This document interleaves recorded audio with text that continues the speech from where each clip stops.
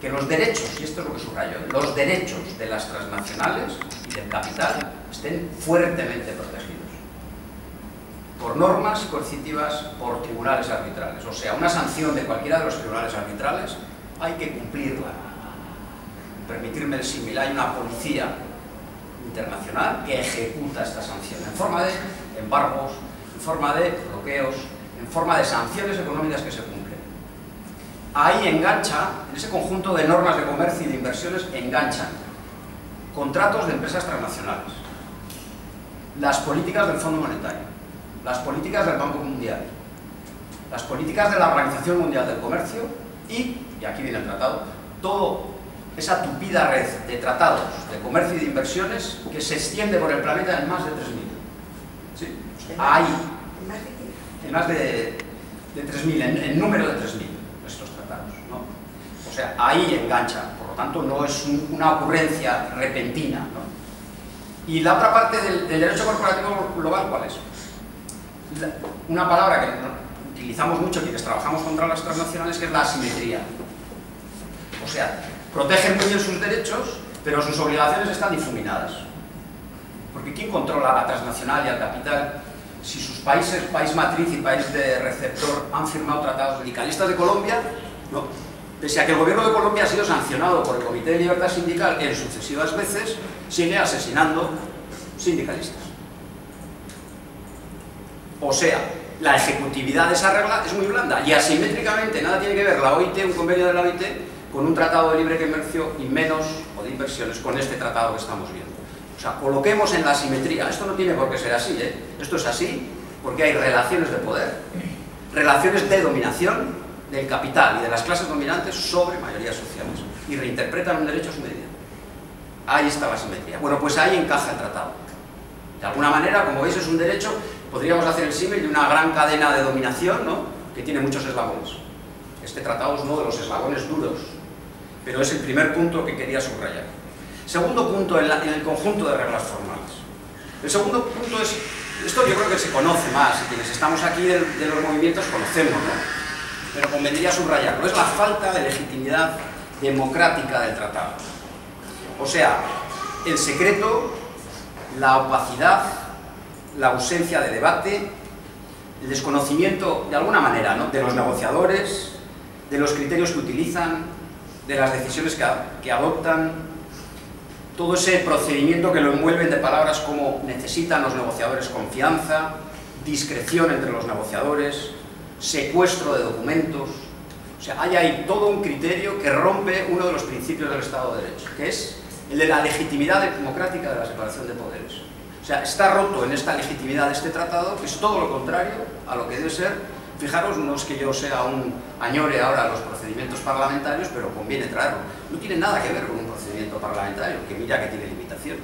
Por lo menos hay texto, hay enmiendas, hay proposiciones, podemos discutir, el movimiento puede tener papeles de alguna manera, ¿no? En este caso lo que destaca es que nos hemos enterado todo por, como muy bien sabéis, y aquí no me voy a parar porque hay poco tiempo, voy a decirlo en palabras gruesas, por filtraciones, que es tremendo.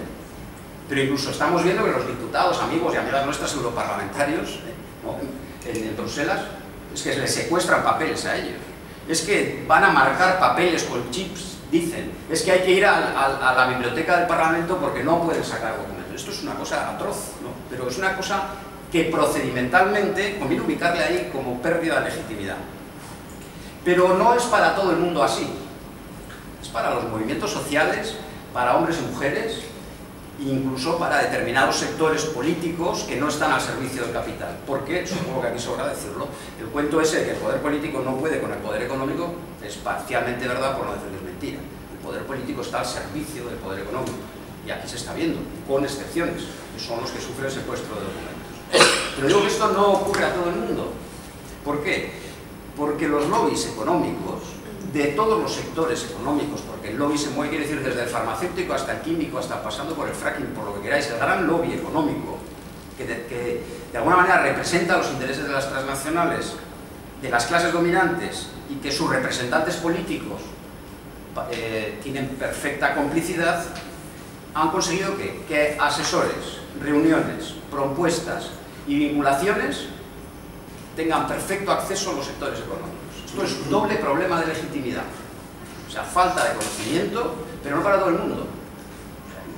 Y esto es muy importante tenerlo en cuenta, El lobby económico participa plenamente de este asunto. Esto podríamos dotarlo de datos, de nombres de los lobbies, pero como tenemos poco tiempo, dejo esta idea, pero una idea no vacía, O sea, una idea que podemos poner nombres, reuniones, cuántas reuniones ha habido con los lobbies, quién está, quién ha elaborado los documentos, o sea, se convierte por decirlo de alguna manera, los representantes del capital y de las transnacionales se convierten en legisladores, ¿no? Y esto es uno de los elementos duros. Tercera cuestión. La tercera cuestión es el camino de la norma, lo que decimos en derecho el íter normativo. El íter normativo quiere decir el procedimiento, el camino, ¿no? ¿Cómo se va haciendo una norma? Y en general todo el conjunto de normas de comercio y de inversiones son normas, que en su tramitación, esto ya sé que es un poco árido, pero conviene saberlo, en la tramitación son oscuras. O sea, lo que acabo de decir, no hay debate, no hay conocimiento, no hay criterios. Cuando la OMC aprueba, se mueve, ¿no? En las cámaras, distintas cámaras medio ocultas, porque el camino es oscuro. Pero ¿cuál es el problema? Que esa opacidad en el resultado final del documento, o sea, cuando se aprueban los tratados, son de una seguridad jurídica total. O sea, hay opacidad, falta de debate, pero el resultado final es una guillotina, que hay que cumplirla, ¿no? Que hasta sistemas políticos que han intentado actuar contra el modelo, preguntemos al presidente y al gobierno boliviano, ¿no? Ha tenido que deshacerse, y le cuesta mucho, ¿no? De la arquitectura jurídica, que es una arquitectura con una gran armadura. Quitarte de encima al tribunal arbitral, denunciar los tratados, o sea, es una gran armadura que hace que la seguridad jurídica de estos tratados sea espectacular. Esto con el tratado que estamos tratando es otro de sus grandes principios, ¿no? Para incidir en esta tesis, fijaros, todo lo que te estoy contando de las normas de comercio y de inversiones no ocurre con los derechos humanos.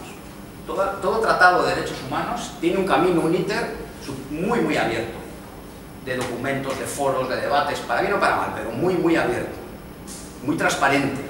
Pero la seguridad jurídica es, soy benevolente, tremendamente frágil, incapaz de competir con el Tratado de Libre Comercio por la tesis de la asimetría, que os he dicho, incapaz. ¿Por qué? Yo os digo, ¿por qué hay hambre en el mundo? ¿No? ¿Será que no hay normas jurídicas? Claro que hay normas jurídicas y observaciones y tratados. Es un problema de relaciones de poder que fragilizan esa norma, la hacen frágil, ¿no? Pero no ocurre lo mismo con todo el tema de la inversión y del comercio. Hay tratados que blindan como armaduras jurídicas, ¿no? Y que pueden llevarle a que, por ejemplo, Argentina, en el último que hemos tenido con delegación de jurisdicción, ¿no?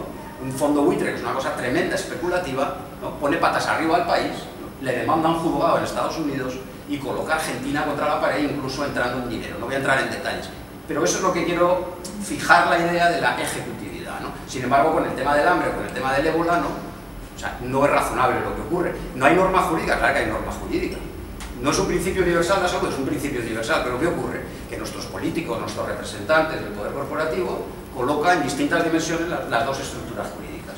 Y esto no es baladí, la gente del movimiento debemos tenerlo en cuenta, ¿no? También en la tramitación hay ruptura de cuestiones del Estado de Derecho, separación de poderes, se disloca la soberanía de los pueblos, la soberanía nacional, o sea, lo clásico que quienes hemos estudiado Derecho, ¿no? De los principios clásicos de la época de la Ilustración, jerarquía normativa, en fin, no, está absolutamente quebrado en la expresión de este tratado. En concreto, y avanzo porque ya me están pasando la mitad de mi intervención. El siguiente principio es principio de hoy llamo de vasos comunicantes. Este es súper puñetero, con perdón. Vasos comunicantes quiere decir que lo que no se ha negociado en la OMC porque ha tenido un parón por distintas cuestiones de presión, se negocia en tratados de libre comercio y de inversiones. Los que tenemos años y paramos el acuerdo multilateral de inversiones, que aquí hay gente más joven que lo paramos, ese acuerdo que era tremendo de hace mucho tiempo se fue colando por medio de tratados de libre comercio y de inversiones. ¿La tesis cuál es? Lamentablemente, del derecho corporativo. La tesis es que está en un proceso continuo de negociación y de renegociación. Entonces, que un tratado no salga, un tratado sea denunciado o termine, hay otro preparado debajo del armario para sustituir al anterior. Esto es tremendo y no quiero quitar fuerza para luchar contra este tratado. Pero no olvidemos, y sobre todo la gente de movimientos, una cosa, hay que luchar contra este tratado. Pero en realidad tenemos que luchar contra un modelo. porque es que este tratado tiene detrás el TISA sobre servicios y tiene otros tratados. Yo creo que si cae el tema de inversor-Estado va a salir otro tratado, porque la técnica que utilizan es la de continua negociación y renegociación de tratados. Y esto hace que celebremos un triunfo porque nos cargamos un tratado, lo paramos, debemos celebrarlo. Pero atención, el capital sabe que tiene preparando otro, que además, como los mecanismos son profundamente perversos, ¿no?, nos coloca en una mala dinámica. ¿Quiere decir que hay que pararse? No. Quiere decir que en realidad tenemos que hacer un esfuerzo profundo y estratégico, en vieja jerga, de avanzar, ¿no?, en la lucha del propio modelo. Siguiente principio. El siguiente principio es, y luego yo creo que Mónica entrará un poco en la armonización. El tratado juega con dos cosas. Una, desregula, típico del modelo neoliberal, ¿no?, que ya nosotras y nosotros lo estamos viviendo. O sea, se ha vivido en el mundo hace mucho tiempo, pero con la crisis lo estamos viviendo. Desregular ya no suena, ¿no? Se desregula en materia ecológica, en materia laboral. O sea, desregular quiere decir quitarnos derechos a la ciudadanía para dárselos al capital y a las transnacionales. Desregula, ¿no? Y eso es lo que mucha gente piensa que hace este tratado, que es verdad. Pero hay otra parte menos sabida y que conviene que la tengamos muy en cuenta, y es que aunque hay mucho de desregulación, hay muchísimo de re-regulación. O sea, se nos quitan derechos, ¿sí?, pero el capital y las transnacionales blindan los suyos, re-regulando. Y el tratado es una fórmula de re-regular. Porque además, esto es quizá un tema de debate, ¿no? El modelo neoliberal ya ha aprendido. El modelo liberal ya no es como en los años 80, 90, que se deshacía del Estado, no quería Estado, ¿no? Ahora no. Ahora el modelo neoliberal es capaz de competir con un Estado fuerte, que le garantice sus ganancias en estructuras de políticas económicas. Y esto es lo que hace el tratado. El tratado, por un lado, desregula, por lo tanto es doble dinámica, ¿eh?, pero por otro lado, re-regula. Las dos son súper importantes. Quitarnos derechos para dárselos al capital, pero luego entrar en una re-regulación profunda. Principios, otro tema. Los principios, no voy a entrar, pero los habréis oído o vamos a oír hablar de ellos, ¿no? Trato nacional, nación más favorecida, el concepto de equidad, el concepto de inversión, lo que se llama el principio de paraguas, ¿no?, que aparece en el conjunto del tratado. Están basados en realidad en uno, como no tengo tiempo, a ver si soy capaz de transmitirlo. Es, primero, el capital y las transnacionales, como suelen hacer muchas veces, nos intentan arrebatar a los movimientos y a la gente que estamos en lucha nuestros propios conceptos. Y nos lo roban. Y aquí lo han robado. ¿Cuál? El de igualdad. Lo deforman. Porque en realidad el principio de igualdad, recordar, es igualdad es igual a los iguales, ¿no?, pero desigual a los desiguales. Y nunca igual al desigual. Porque entonces quiebra y aparece la discriminación. Bueno, lo que hace el tratado es, lo digo así en corto, es pobres empresas transnacionales no se les puede discriminar, hay que tratarles igual que a las empresas y al tejido económico nacional.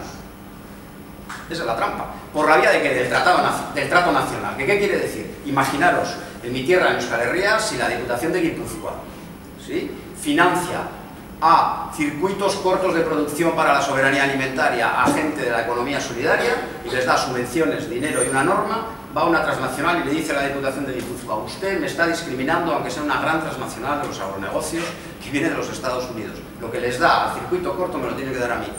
Y vamos, tremendo. Y eso en base a criterios de ¿qué? De una falsa equidad, de una falsa igualdad y la concreción de esta idea, como os digo, de trato nacional. Pero además de trato nacional destacaría la idea de la cláusula paraguas. ¿Qué quiere decir? Que las empresas no pueden demandar a los estados solo por incumplimientos de aspectos relacionados con el tratado. No. O sea, la Philip Morris, ¿no?, lo que ha hecho con Uruguay. La Philip Morris va el presidente del gobierno de Uruguay y en las cajetillas de la Philip Morris pone una foto, ¿no?, como a la que hay por aquí para los que fuman, esto da cáncer, le sube los impuestos. Va la Philip Morris y dice: te demando. ¿Por qué me demandas? Porque estás afectando al tratado que protege, ¿no?, que protege las relaciones entre mi empresa matriz y el gobierno de Uruguay, el tratado de inversiones, y te voy a demandar y te demando por una altísima cantidad a el tribunal arbitral. Pues no solamente va a ocurrir eso con el tema, como os digo, de la cláusula paraguas. La cláusula paraguas puede llegar a permitir, en esta línea, no solamente por incumplimientos contractuales del tratado, sino por el ejercicio de políticas públicas fruto de la soberanía nacional. O sea, si el Consejo de Estado francés, de acuerdo con la Constitución francesa, dijo que el fracking en Francia no debía ponerse, con este tratado en marcha podría ocurrir que empresas del fracking demandaran a Francia y a esa decisión del Consejo, ¿sí?, por atentar al tratado. Pero fijaos que no es directamente por un acto de una empresa que se le ha prohibido el fracking, sino por el ejercicio de una política pública que viene marcada por las cláusulas paraguas. Son principios demoledores y además son principios que jerárquicamente son superiores a otros principios internacionales que existen.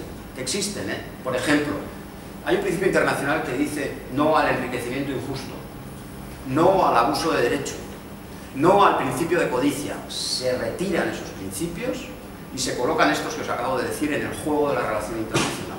Por ejemplo, el pago de la deuda, ¿no? Se dice hay que pagar la deuda porque hay un principio que dice pacta sunt servanda, que decimos en latín, ¿no? Pues el derecho siempre tiene que decir cosas en latín. ¿Qué quiere decir? Lo pactado se cumple, ¿no? Y yo leía el otro día a Ébola en la Sexta y decía sobre la deuda, oiga, pero la deuda, usted la ha pactado, hay que pagarla. Porque es un principio internacional que debemos defendernos, porque eso cuadra muy bien, ¿no? Oye, pues es verdad, si te has endeudado, pero ¿qué decimos con la auditoría de la deuda? Todo lo que decimos, ¿no? Pero es que además es que hay otro principio que lo tenemos que agarrar, y es rebus sic stantibus. Si las condiciones del pacto cambian, se cambia el efecto de lo pactado. Pero ¿qué ocurre? Que todo esto hace que unos principios se ponen encima y otros se retiran. Porque la codicia es un principio jurídico en derecho internacional de los derechos humanos, que debe estar presente y que debería estar por encima de todos estos principios. Lo que pasa es que se les acaba el chiringuito, ¿no? O sea, ¿en qué cabeza humana entra que una empresa transnacional pueda demandar a un gobierno que toma medidas en política pública sanitaria? Esto está pasando ahora, no me lo estoy inventando, esto está pasando ahora, ¿no? Y eso atentaría, como os digo, a múltiples principios, ¿no? Y voy ya terminando, ¿eh? El tema de otro principio, el tema de la convergencia regulatoria. Mirad, en el tema de la convergencia regulatoria, ¿qué quiere decir? Quiere decir una palabreja que se utiliza en técnica de derecho, que el tratado va a armonizar, ¿sí?, las legislaciones de Estados Unidos y de la Unión Europea en todos los temas y otros que hay que Mónica nos va a hablar, en medio ambiente, en temas laborales, etcétera, etcétera. Y es armonizar, reequilibrar las legislaciones. ¿Y cómo se hace? La armonización que prevemos, porque aparecen los documentos filtrados que hemos obtenido y que nos han pasado, es una armonización por la vía de la desregulación a la baja. O sea, lo peor de cada país. Si en el control financiero Obama, como sabéis desde la crisis del 2010, introduce algunos elementos de mayor control sobre el sector financiero, la armonización va a ser la normativa de la Unión Europea, que es completamente desregulada. Presión sobre los demócratas, los congresistas demócratas, brutal, porque hay el lobby norteamericano de finanzas y el lobby europeo se ponen de acuerdo para en eso armonizar a la baja. Y en otras cuestiones al revés, en el fracking, en el tema de la contratación pública, se ocurre al revés, pero eso es la convergencia, ¿no? La armonización desde la desregulación a la baja, que va a quedar muy en el aire, pero preveemos, antes comentábamos, ¿no?, que va a ser un tobogán hacia abajo, por ejemplo, en derecho laboral, como nos contará en derechos de trabajadores. Pero además, en la convergencia regulatoria hay un elemento todavía más grave, gravísimo, no conocido hasta ahora, el lobby, que como sabéis el lobby empresarial es ejercicio fáctico, o sea, de hecho, ¿no?, de poder sobre los representantes políticos, en la oscuridad, ¿no?, con la trampa, comprándoles. Es un poco la idea que funciona de lobby, además es así, ¿no? Va la industria farmacéutica, llaman a los diputados, presiona. Bueno, hay un cambio, esto va a seguir siendo así, pero es que además aparece en la convergencia regulatoria un instrumento que es el Consejo de Cooperación Regulador, que va a formar parte de los dos gobiernos y va a dar entrada y presencia a los lobbies, ¿sí?, pero no para hacer presión, sino para participar en los procesos regulatorios. Es lo que se llama la coescritura de legislación. O sea, lo que intuís es así. Los lobbies van a hacer normas que van a llevar al Consejo Regulatorio, que va a proceder a la armonización, pero al lobby se le da entrada, digamos, en la perspectiva parlamentaria, que yo creo que es un tema absolutamente atroz, pero que está absolutamente previsto. Por cierto, no es novedoso, ¿no? O sea, ya sabemos que hay despachos de abogados de empresas transnacionales que han hecho normas de otros países. El Código Minero de Colombia, ¿no? Sabemos perfectamente en qué despacho se ha hecho, quién lo ha hecho, cómo lo ha hecho, ¿no? Y sabemos que la entrada, pero en nuestro país la presión de los lobbies va a tomar un elemento superior, ¿no? Que es la participación directa e indirecta en el procedimiento normativo del conjunto de normas. Hay un jurista Supiot que ya habló de esto, ¿no? Que hablaba del proceso de las metaregulaciones europeas, que ya se han dado. Pasar las regulaciones por lo que se llaman las transparencias de la competitividad. Ya ha habido normas que han pasado por digamos, por esta cuestión de la competitividad. El tema de inversor-estado es un mecanismo, bueno, diabólico, que solamente deciros dos cosas. La idea que es un sistema judicial paralelo a los existentes, privado, no controlado, sin ningún rigor, donde los árbitros son gente que son árbitros y que trabajan para despachos de abogados, que se pagan $1000 la hora de trabajo, que su nacimiento, ¿cuál es? El nacimiento es arbitraje comercial, ha existido toda la vida entre estados. El modelo neoliberal cambia y abre el arbitraje comercial a que un particular llamado empresa pueda demandar a los estados a un sistema paralelo de justicia, que es un tribunal arbitral cuya sentencia es ejecutiva. Esta es la trampa, con unos mecanismos procedimentales que, si luego queréis, pues en fin, no voy a entrar en ellos, pero este es el cambio, ¿no? La posibilidad de demanda de la empresa a la transnacional, al país, a los tribunales arbitrales. Hasta ahora claramente ha sido una justicia privada para ricos, y yo creo que va a seguir siendo, ¿no? Porque yo creo que se va a seguir produciendo esta cuestión. También es muy importante que todo lo que estoy contando va a traer, solamente destacaría la cuestión de lo que se llama del enfriamiento de legislación.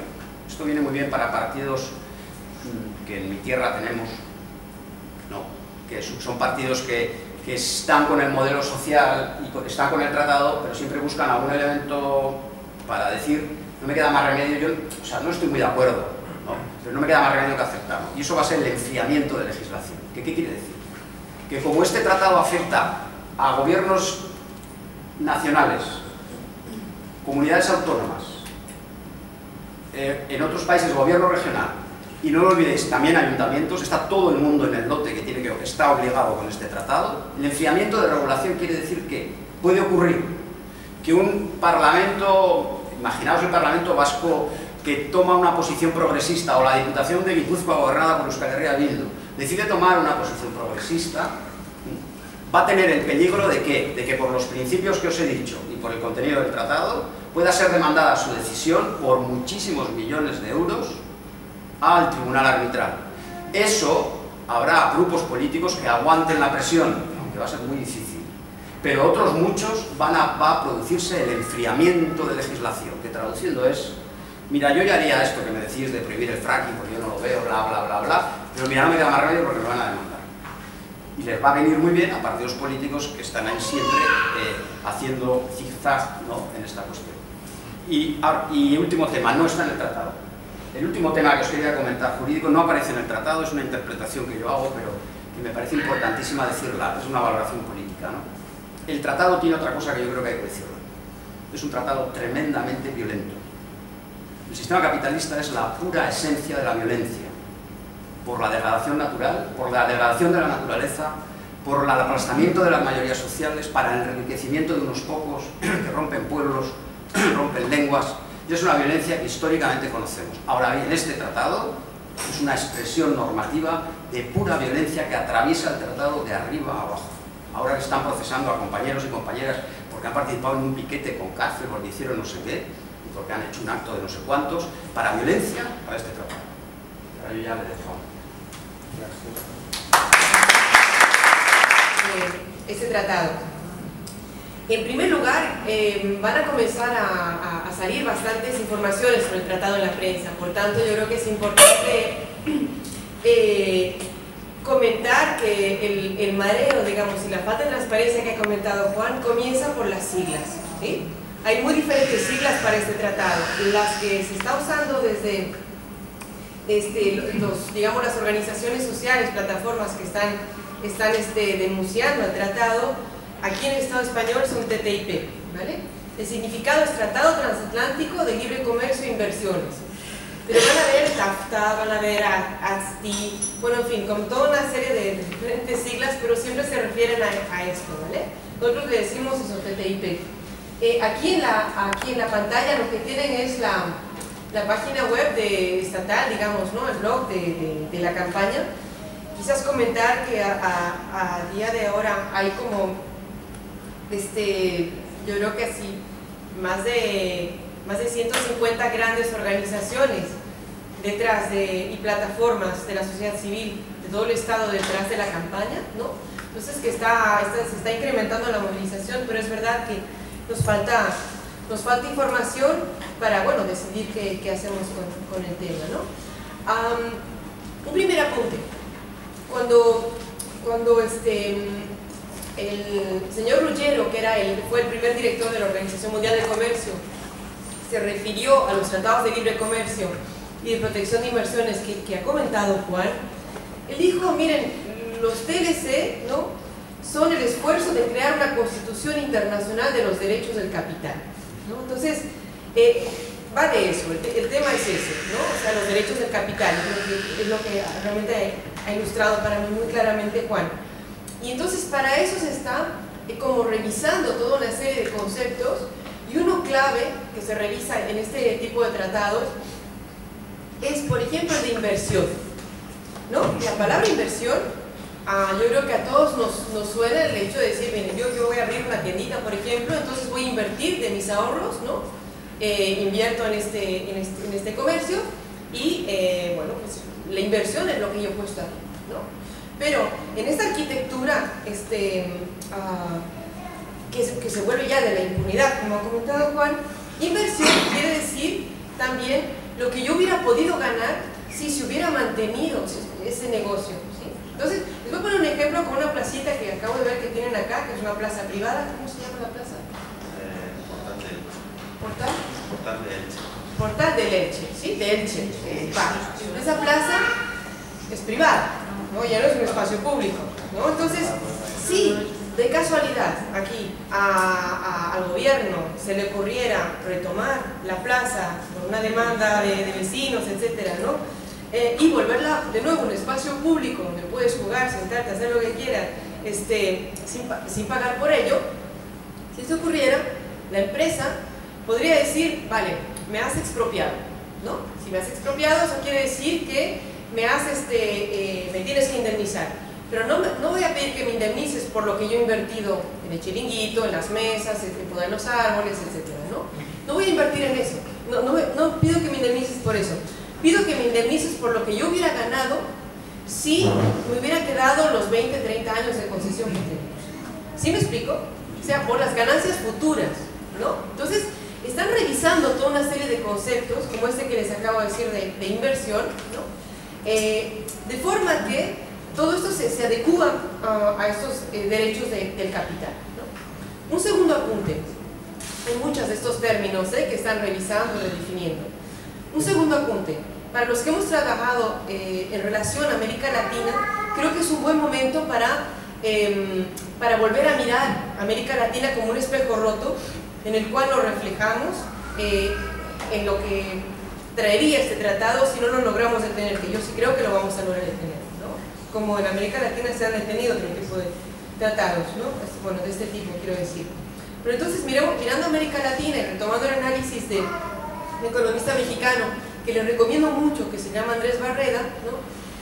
Él, cuando hablaba del tratado del Área de Libre Comercio de las Américas, el ALCA, no sé si se acuerdan, uno que intentaba imponer Bush padre sobre América Latina, ¿no? Él decía, miren, los tratados de libre comercio hay que verlos como el ciclo de rotación del capital, que es muy sencillo, ¿no?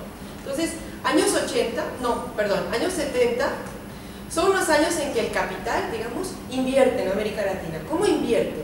Invierte prestando dinero a los países latinoamericanos para que ellos se endeudan para desarrollar sus infraestructuras.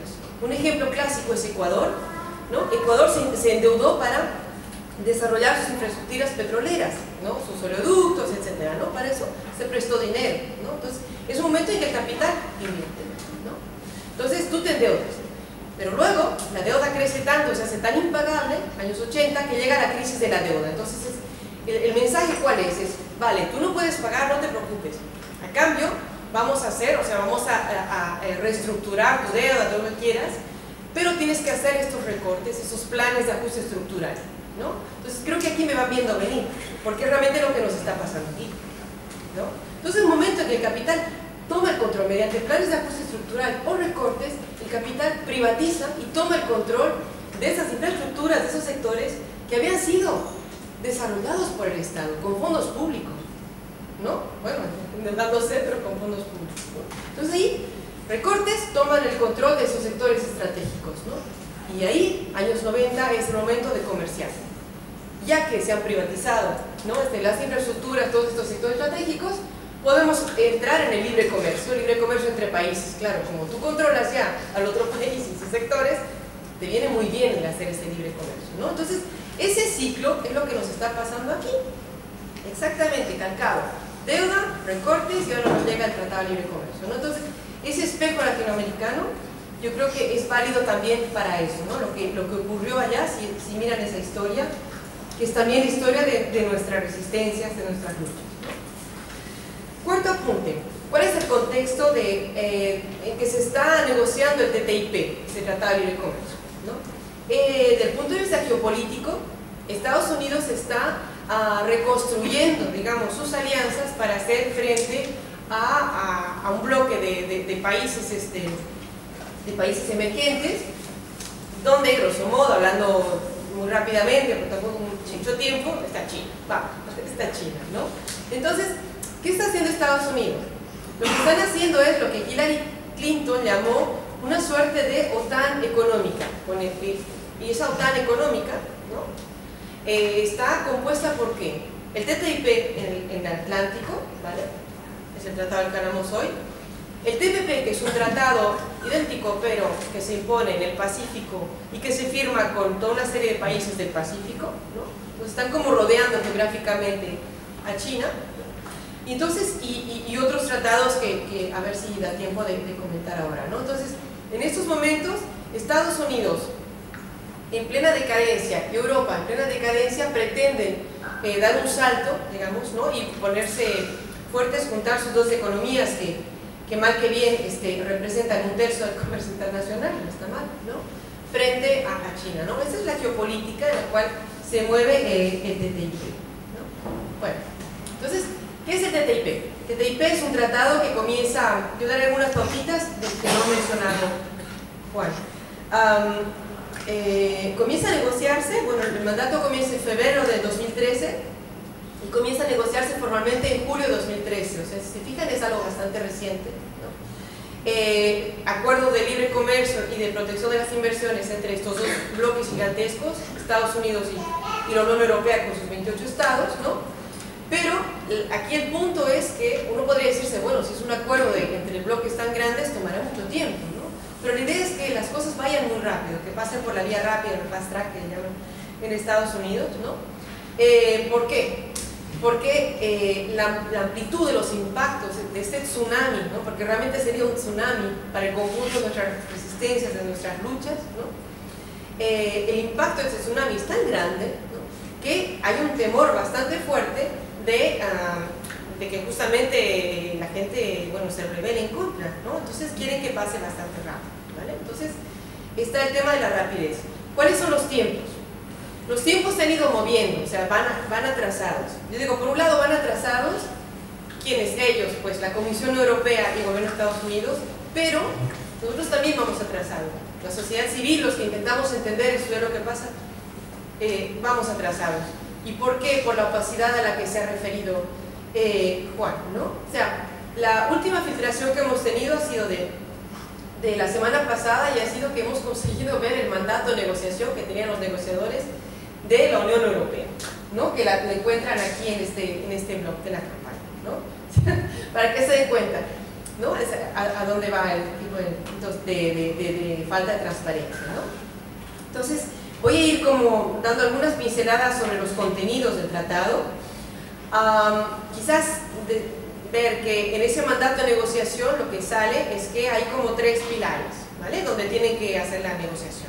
Primer pilar es el acceso a los mercados. Entonces, aquí se trata de hacer caer todo lo que puede ser pensado como una barrera para el libre comercio entre los dos bloques, ¿vale? El acceso a mercados incluye también la apertura en materia de inversiones, ¿no? Es decir, queremos atraer inversiones entre los dos bloques, y los mecanismos de compra pública, ¿no? Es decir, poder permitir a empresas del otro bloque que puedan acceder, ¿no? a la compra pública, ¿vale? Eso es un primer punto. El segundo punto, segundo pilar, digamos, son los temas regulatorios y lo que llaman las barreras no arancelarias, ¿no? Esto es sumamente grave porque nos toca muy en fondo. La idea aquí es que están consiguiendo cualquier norma en ese intercambio comercial que tienen los dos bloques, cualquier norma que pueda retardar un poco el proceso del comercio es considerado como una barrera. Entonces dicen, claro, la barrera viene del hecho que tenemos regulaciones distintas, vamos a armonizarlas a la baja, como ha comentado el Juan, ¿no? Y vamos a evitar la aparición de nuevas restricciones, ¿no? Entonces es un tratado que está vivo, es decir, que se firmará, pero que podrá ir siendo revisado y como avanzando, profundizando en la liberalización, ¿no? A futuro, ¿no? Ese es su lado. Tercer punto es las reglas, principios y nuevas formas de cooperación, ¿no? Y aquí de lo que se trata es, por ejemplo, de eliminar las restricciones a las exportaciones, eliminar las restricciones al acceso a las materias primas. Esto, por ejemplo, en el mandato de la Unión Europea dice que lo que tiene que conseguir es asegurarse un acceso sostenible, ¿no? Y directo a las materias primas. ¿Qué quiere decir eso? Que, por ejemplo, una empresa minera, o sea, lo pongo en sentido inverso porque a veces da la sensación de que fuera en Estados Unidos que todo va mal y cuando tú y que en Europa todo va bien, ¿no? Entonces, aquí también hay demonios. Entonces, imagínense una empresa minera inglesa, que las hay, por ejemplo, la responsable de la masacre de los mineros de África del Sur, de Maricana, era una empresa inglesa, la Lonmin, ¿no? Esa empresa quiere explotar unos minerales en algún territorio indígena de los Estados Unidos. Entonces, por el tratado, ella debe tener ese acceso a esas materias primas, y, o sea, acceso fácil y sostenible en el tiempo, ¿sí? Entonces, es como darles absoluta libertad en el acceso a las materias primas, ¿no? Eso es un ejemplo. También hablan de que el mercado de la energía tiene que ser absolutamente liberalizado, ¿no? Entonces, claro, ¿esto qué puede implicar? Puede implicar que ¡ay, Dios! Sí, estamos en ruido. Vale. Eso puede implicar, por ejemplo, que si yo estoy viviendo ahora en Cataluña. En Cataluña hay una moratoria frente al fracking, no sé si lo saben, ¿no? Bueno, pues hay una moratoria que se ha logrado arrancar en el Parlamento de Cataluña, entonces no pueden comenzar actividades de explotación de fracking en Cataluña en estos momentos porque existe esa moratoria. Pero si se firma este tratado, una empresa que está en la industria del fracking en Estados Unidos el fracking sí está permitido, ¿no? Y de hecho es una de las principales fuentes de energéticas allá, ¿no? Una empresa allá puede venir aquí y, ir a Cataluña, perdón, y exigir, ¿no? que se le permita hacer ese tipo de explotación. Y el gobierno catalán diría, sí, pero aquí no se permite. No, es que lo siento mucho, yo tengo el derecho, por el tratado tengo derecho a hacerlo, ¿no? Entonces, esta pérdida de soberanía que ha comentado Juan, yo creo que es una de las principales características que tiene este tratado. Ahora, lo que van a leer en la prensa, yo aquí intento como hacer el contrapeso de lo que van a leer en la prensa, porque está habiendo muchísima propaganda a favor de este tratado, ¿no? Obviamente aquí en el gobierno español y los partidos de derecha y centro-derecha están totalmente a favor del tratado, ¿no? Bueno, pero lo que van a estar escuchando es que se van a crear puestos de empleo, ¿no? ¿Sí? Esa es como la gran retórica en la Unión Europea. Pero aquí, ojo, hay como todo un debate de estudios, ¿no? Dicen, crearemos 1,2 millones de puestos de empleo en los próximos 10 a 20 años. Lo que sí no es mucho, ¿eh? ¿No? ¿Visto, no? El crecimiento de la población no es mucho. Entonces dicen, vamos a crear puestos de empleo, pero acaba de salir un estudio hecho por un especialista de la OIT, y todo lo que les digo tiene referencias y me las piden, se las daré obviamente, ¿no? Y ese especialista lo que está diciendo es que en realidad se perderán 600.000 empleos y que los principales países afectados por el tratado en términos de empleo serán los países del norte de Europa, que perderán 223.000 puestos de trabajo, Alemania perderá 134.000, Francia 130.000 y el sur de Europa, nosotros 90.000. ¿Vale? Es una estimación, ¿no? Los puestos de empleo. ¿Cómo se pierden estos puestos de empleo? Les voy a poner un ejemplo. Si permitimos que, imagínense una industria, por ejemplo, algo que se produce aquí en el Estado español y que se exporta a Alemania, ¿vale? En función de las reglas que hay dentro de Europa, etcétera, uno exporta a Alemania. Bueno, pues con el TTIP, ese producto estará en libre competencia con un producto de los Estados Unidos, el mismo producto. Entonces, si los Estados Unidos logran que ese producto, el producto suyo sea más barato, los alemanes los comprarán a ellos, ¿no? Entonces, ¿qué pasa? Lo que va a caer es el comercio intraeuropeo, ¿no? O sea, en realidad se desintegra la Unión Europea, ¿no? Es una desintegración económica lo que van a lograr a través de este tratado. Eso es una idea clara. Otro tema importante. Juan ha hablado de como una revisión a la baja de las normas, ¿no? Entonces, en términos, por ejemplo, laborales, hay que tener en cuenta que los Estados Unidos, de las 8 principales normas laborales a nivel internacional de la Organización Internacional del Trabajo, no han ratificado 6, ¿no? Entonces, ¿qué quiere decir eso? Quiere decir que si se revisan a la baja las condiciones laborales y, ¿no? lo que son nuestros derechos, y si nos ponen en igualdad de condiciones con los Estados Unidos, bueno, pues vamos a perder un montón, ¿no? Entonces, y eso nos impacta ya muy directamente. Otro tema clave porque claro, no quiere decirlo todo, bueno, luego lo iremos comentando. Los servicios públicos. La última filtración que ha habido del diario y también del periódico Diagonal es que dentro de este tratado se entran a los servicios sanitarios, los servicios médicos, el transporte, los servicios sociales, la educación y cuestiones claves como los servicios de la energía. Quiere decir, por ejemplo, que si se privatiza este hospital Carlos III en Madrid, si se privatiza, ¿no? Y podría entrar ahí, por ejemplo, a operar una empresa en los Estados Unidos, con todas las dificultades que tendremos luego, porque estará blindada por el tratado, en recuperar ese hospital, en volverlo a nacionalizar, ¿no? Entonces, eso es un ejemplo, privatización de todo aquello por lo que estamos luchando en este momento, ¿no?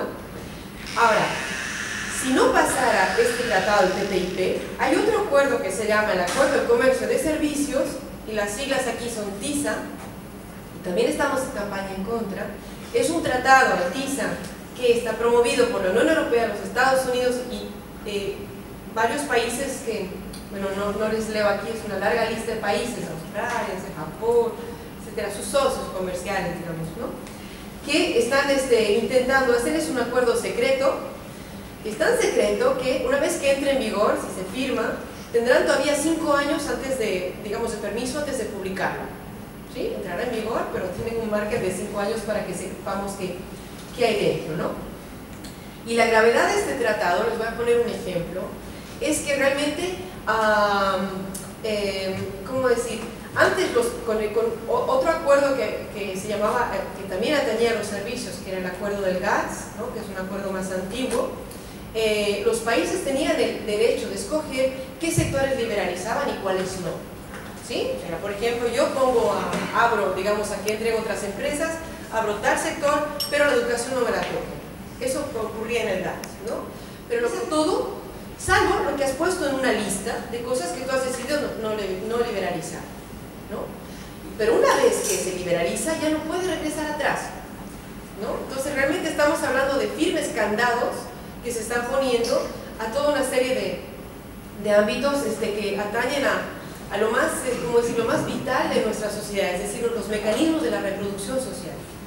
Hoy el capital va a por eso, a los mecanismos de la reproducción social, ¿no? Si toma el control de eso, realmente tenemos una pérdida de soberanía, tenemos un problema grave, ¿no? Bueno, yo voy cerrando, creo que me queda poquito tiempo. Tocaremos, bueno, otros ejemplos más tarde. voy cerrando con el calendario. ¿Cuál es el calendario de TTIP? Normalmente, bueno, hasta ahora llevan 7 rondas de negociación. La próxima tenía que ser en diciembre en Bruselas y se está posponiendo, probablemente sea en enero, ¿no? De hecho, el espacio TIP se está pensando en que vaya bastante gente a hacer una movilización en Bruselas desde el Estado español. Estamos barajando varias posibilidades para ir allá a hacer visible la protesta.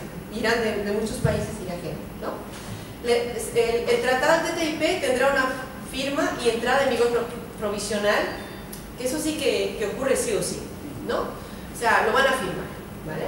Pero no nos tenemos que desanimar por eso, porque luego tiene que ser ratificado por el Parlamento Europeo y luego, normalmente, puesto que se trata de un acuerdo mixto, debería ser ratificado en cada una de las instancias parlamentarias o similares de los 28 Estados miembros, ¿sí?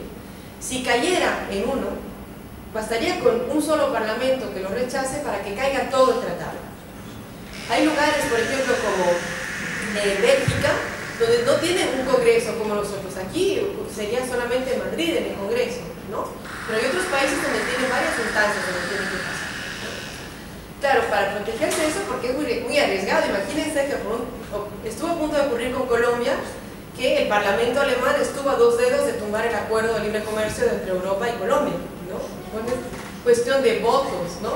Entonces, es riesgoso para los promotores del acuerdo. Por tanto, están barajando la posibilidad de decir, no, entonces que sea únicamente el Parlamento, o que pase, barajando las posibilidades, vamos, ¿no? De momento nosotros nos movemos con esa, es decir, hacer mucha campaña, hacer campaña en cada uno de los espacios para poder detener el acuerdo. Susan George estuvo hace poco en Barcelona y decía que este acuerdo, tenía una imagen yo creo que es muy clave. Decía, este acuerdo es como Drácula, ¿sí? No sé si han visto la película de Drácula, bueno, creo que acaba de salir una. La idea es, tú le pones la luz y se muere, ¿no? Esto ya ocurrió con el tratado, el acuerdo multilateral de inversiones que comentó Juan en la batalla de Seattle. Igual algunos son muy jóvenes para recordar, yo sí la recuerdo. Se le puso la luz encima y cayó. Con el ALCA ocurrió de cierta manera algo similar, aunque es más compleja la cosa. Lo que quiero decir es que si se le pone la luz a esto, si realmente mostramos que no le conviene a la gran mayoría de la población esto, podemos detenerlo, ¿no? Y quizás, bueno, luego podemos comentar de las actividades, lo que se está haciendo, ¿no?, en los diferentes países para luchar contra este tsunami, ¿no? Yo ya me paro aquí, perdón.